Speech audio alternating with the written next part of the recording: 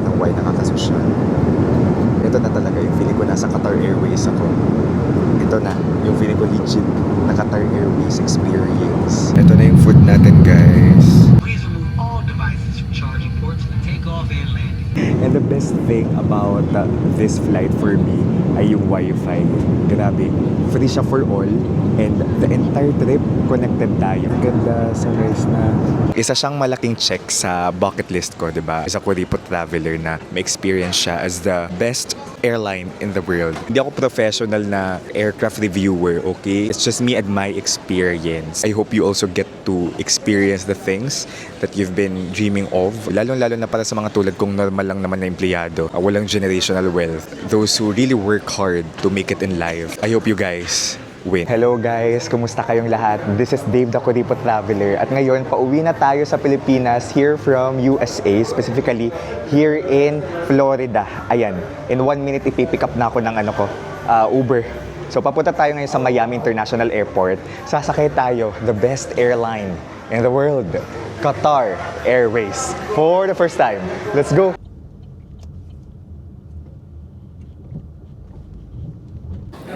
Nandito na tayo sa airport, guys. Punta na tayo sa baggage drop ng Qatar Airways. Super bago nitong experience sa atin, sumakay ng Qatar. Isa sa mga pangarap ko sa buhay ay lalong-lalo na as a traveler talaga na makasakay sa best airline in the world. Papunta dito sa US, pasok natin ay New York. Ang sinakyan naman natin ay Cathay Pacific. Let's go! Kung magbubook kayo ng hotel sa Agoda, you can use my promo code DAVEAGODA, capital letters yan, and make sure to redeem on Agoda mobile app. Punta lang kayo sa deals page sa baba para maka 10% off kayo. Alam nyo bang pwede rin kayo magbook ng activities and tours sa Agoda? Use my promo code KURIPOTAGODA for 5% off. I-click nyo na lang din yung link sa comment section to redeem. Yung Klook code naman natin na Dave Gino Klook, one-time redemption na lang siya. So kung wala na kayong ma-redeem, you can explore Agoda. Alright, kabog, Qatar. Nakapag-check-in online na tayo. So, iba yung pila natin sa mga mag-check-in pa lang. Like dito. So, yun naman talaga guys lagi. Mas convenient kapag nag-check-in online tayo. This is our bag, luggage. Nabili ko pa yan sa Shopee. I-comment ko yung link sa comment section. Nakarating na rin ito ng Europe. Purpose ko kaya ito binili dahil mag-Europe trip tayo noong 2022. Ang katabi nating pila, that's the line for business class, kabog. So sana all. Isa sa mga pangarap ko din ay makasakay ng business class ng isang 5-star airline. So nakasakay na tayo Philippine Airlines. Ang ganda din ng experience from Canada to Manila. 23 yung limit guys ng check-in baggage. And then nasa 21.5. Muntik na. Kasi namili ako ng pasalubong kanina. Binigay na sa atin yung dalawang boarding pass natin. So from Miami to Doha and then from Doha to Manila. So dalawa na yung boarding pass natin. Kukunin natin yung maleta natin sa Manila. It's really advised na nasa airport na kayo 3 hours before. Pero na-traffic tayo. Tapos ang dami ko pang pinamili pa sa lubong. So nakarating tayo dito around 4:52. Tapos yung flight natin ay 7. So boarding tayo in less than 1 hour. So wag tularan. Nakalagpas na po tayo sa tinatawag nilang TSA or checkpoint. Medyo underwhelming yung airport ng Miami. Iba talaga yung atake ng mga airport sa Asia. Lipat pa pala. Let's go. Ay. Pa-sunset na.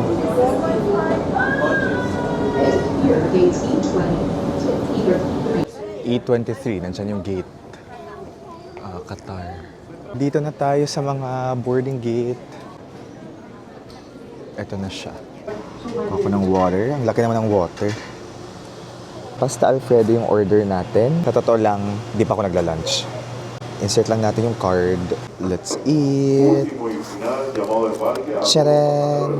Guys, delayed ang flight. Dapat 7:15 flight na. Pero, ayan, nagbo-board pa lang. Zone 4 tayo guys. And yung pagpila guys dito ay per zone. So, sunod-sunod yan.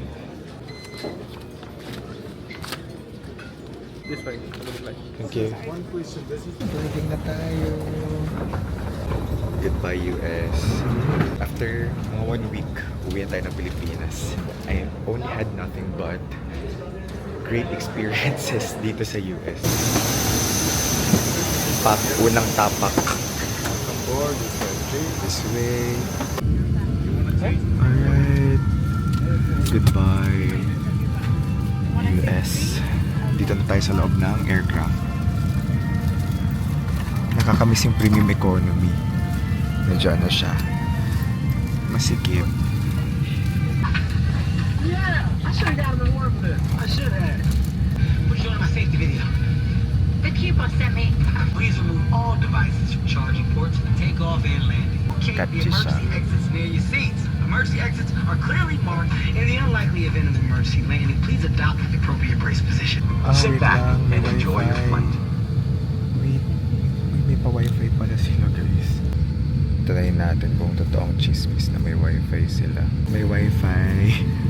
Ayan, 8:49 na pala. Palipad pa lang tayo. Makapag-internet tayo. Ito pala yung Instagram ko guys. Okay? Baka lang naman kasi ako yung follow sa Instagram.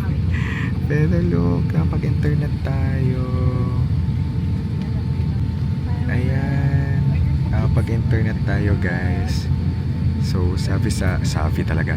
Sabi sa video, baka nga daw mas malakas pa yung connection na to kaysa sa internet natin sa bahay. So, naka-Starlink yung Qatar. Guys, top 3 tayo sa Agoda Ambassadors noong January for 3 consecutive months.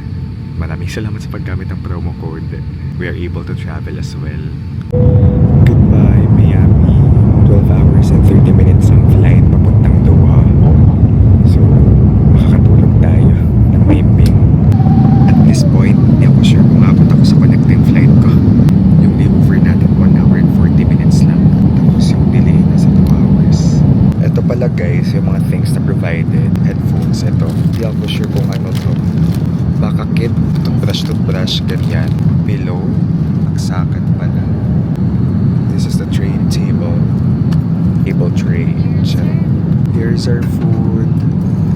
Ayan, may pa-water. And then, I'm not sure kung ano to. Your fruits, mango juice. Hindi ko din sure kung ano to. Pero dessert. May pa-bread. Binigyan din pala tayo ng refreshing towel. Ito na yung food natin guys. Beef to. Parang wrapped beef. Malamig pala yung utensils. Share ko lang. Ganito yung itsura niya. Okay. Kain guys. 6 hours, 12 minutes remaining. Just a while ago, they already served snack.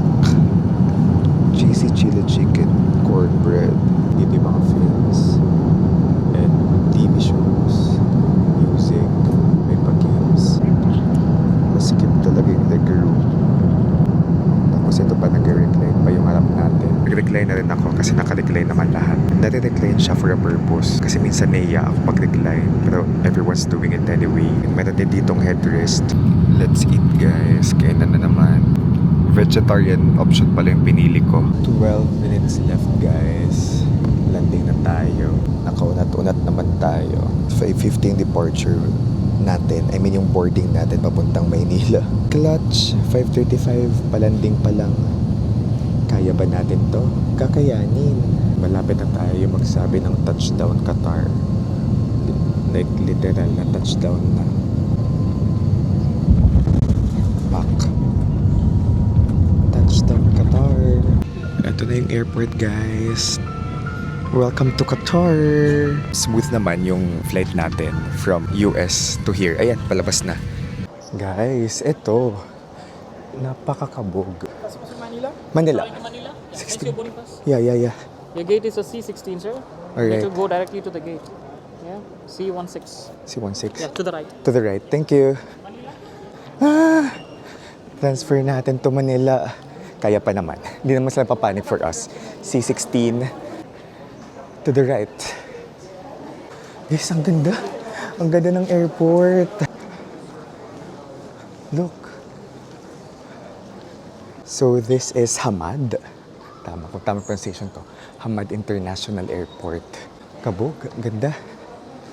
Daming shops dito sa airport. Look. Ang ganda. One of the most beautiful airports na kung saan ako napadpad. It's giving. Pa-mall na yung atake niya. Parang siyang mall. Ay, ang ganda nito, oh.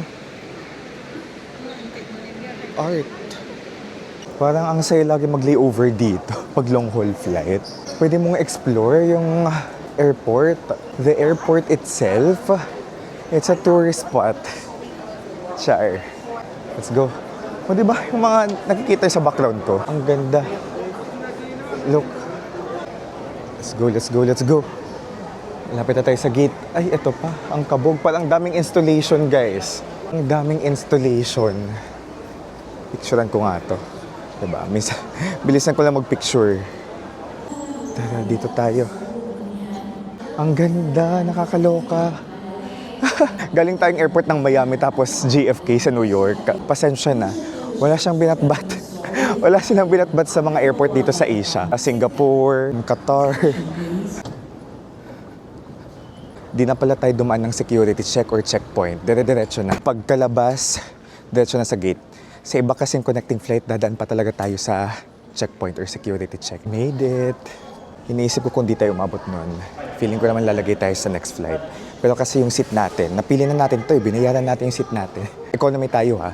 Ito, nakapila na tayo guys. Upon entry, dito sa boarding gate, chinek lang yung boarding pass tapos passport. Walking na tayo towards the aircraft. Ay, salamat. Last leg of our adventure. What I love most about our experience here, it's the Wi-Fi, is the internet na we can access like all throughout the flight. Tapos available siya for everyone. Pansin ko dito, from Florida to here, yung diversity ng cabin crew, it's giving. Like may Pinay, tapos may nagkaroon ng Korean, may Indian.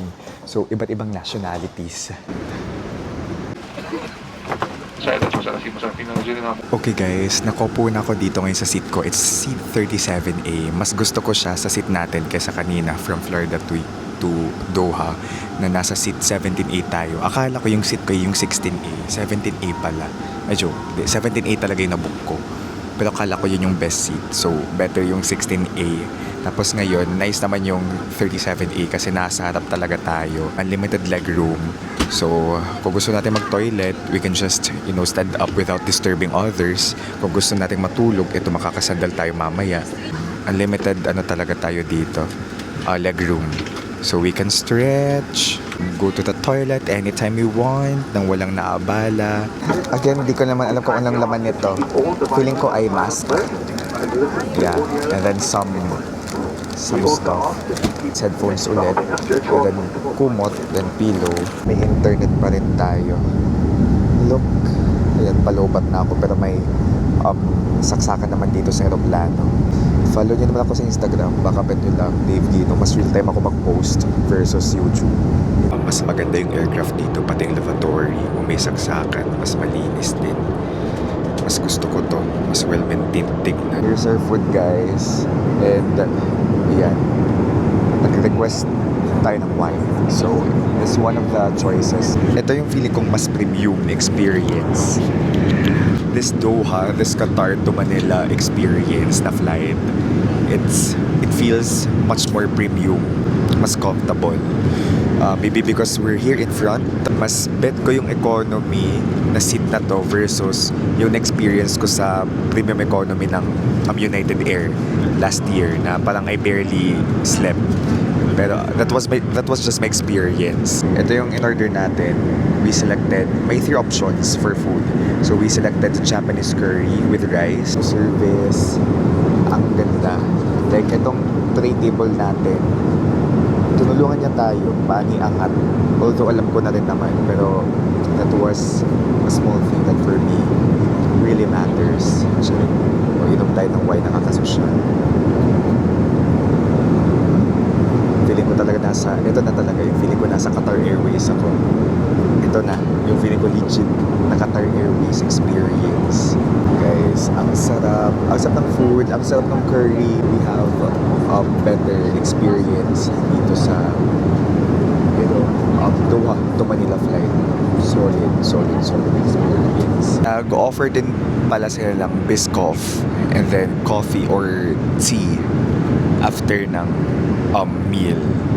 So, ako ayokong punta ng CR para umihi. Kaya tinanggan ko yung coffee or tea. Matulog na tayo. 6 hours na tulog or 5 hours. Okay na yan. Kasi paglapag natin ng Pilipinas, Valentine's na. It's 2 hours na lang. Very comfortable, I swear. Para tayong nasa premium economy, charing. Ang luwag, super unlimited yung legroom. So I think I found the best seat for me. So kasi nagre-recline din lahat. Yung work ko before, ayoko makagambala sa pag-recline. Pero everyone's reclining anyway. Yeah. Thank you. Yeah. Oh, it's here. So this is our breakfast. Sausage, chicken sausage with egg. Tapos may mga patatas, and then may bread. Then this, I'm not sure kung ano to. And then fruits, and then jam. Bakit ang ganda sa rice na?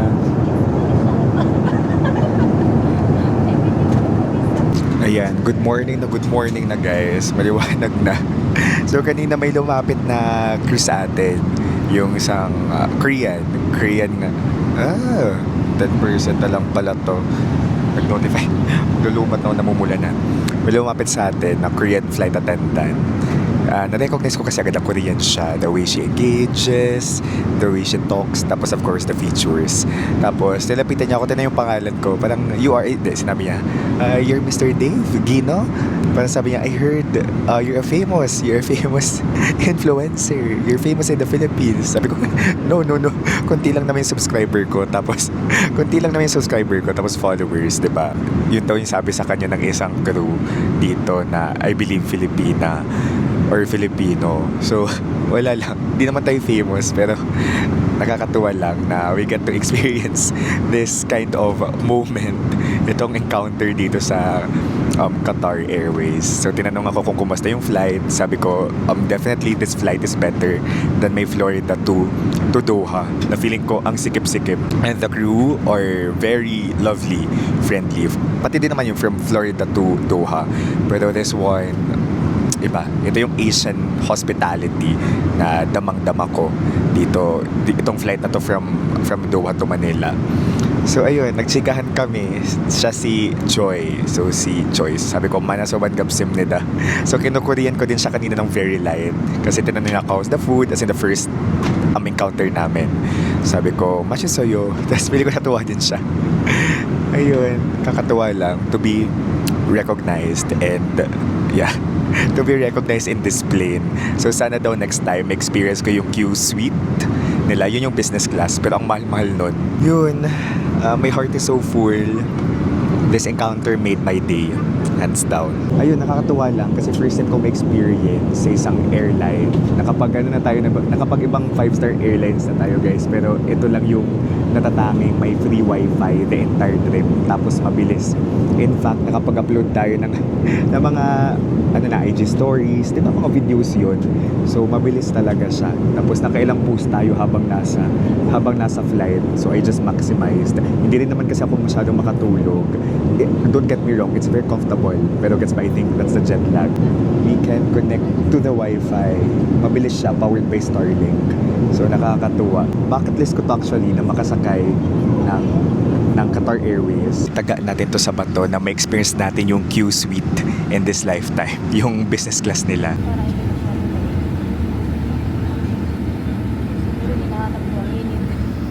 Ito guys, nabuksan ko na siya. So it's a kit with eye mask. Tama, eye mask naman tawag dito. Tapos socks. Pair of socks and toothpaste and toothbrush. So walang tsinelas. Ganito lang siya. Yung iba kasi naka-pouch talaga siya. So ito papel-papel lang. Touchdown, Manila! We're back in the Philippines. It's February 14, Valentine's Day. And actually nakaramdam na ako ng antok nung lumapag.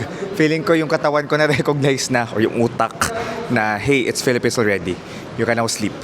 Period. Feeling ko minaximize ko lang din yung time ko sa aeroplano. Hindi ako masyadong natulog. Kasi it's not every day that we are able to ride Qatar Airways. And yun, punta na tayo sa immigration guys. Pauwi ng Pinas, required pala mag-fill out ng e-travel. I-fill out nyo yan sa etravel.gov.ph. Okay guys, lumagpas na tayo sa immigration. Actually, usually wala namang tanong-tanong sa immigration. Pero kanina, tinong tayo kung OFW, tapos kung Qatar ba talaga galing. Pero sabi ko no, from Florida. And then, ayan, nagantay na lang tayo ngayon ng ating bag. Ganon yung experience natin sa Qatar Airways. Isa siyang malaking check sa bucket list ko, di ba? Sa traveler, as a kuripot traveler na may experience siya as the best airline in the world for 9 consecutive years. I believe this ends the entire US vlog, di ba? Kung nakatutok kayo, baka sa inyo yung iba bago lang sa video na to or sa channel ko or sa series na to, pero I've been vlogging my experience from New York, from Manila to New York, New York to Florida, the Florida to the Philippines. This is just a vlog to share my experience with you.